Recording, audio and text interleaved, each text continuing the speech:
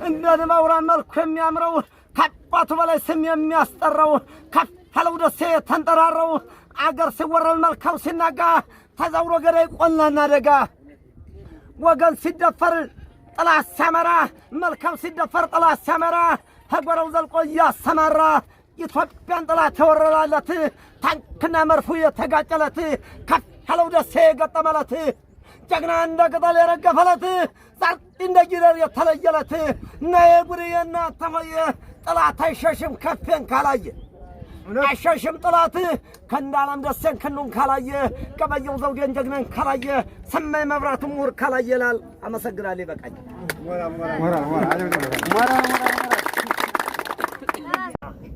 አመሰግናለሁ።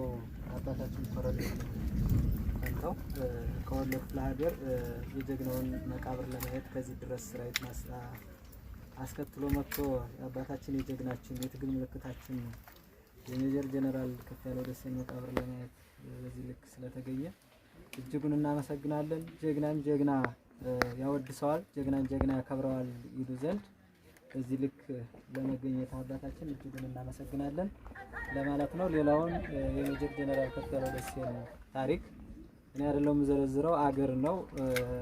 ከፍያለው ደሴ አባታችን እንደተናገረው ግለሰብ አይደለም አገር ነው፣ አማራ ነው። አማራ የሱን ታሪክ ይናገር አገር ይናገር በእኔ አንድ ብቻ የሚገለጽ አይደለም። ለማመስገን ይችላል። እኔ ክንድሰው ከተባለ የሜጀር ጀነራል ከፍያለው ደሴ ልጅ ነኝ።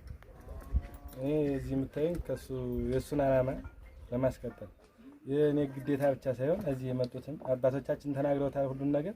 እኔም ዘረዝረው ነገር የለኝም። በዓላማችን ጸንተን አማራነትን ይዘን ወደፊት እንጓዝ ነው። አመሰግናለሁ።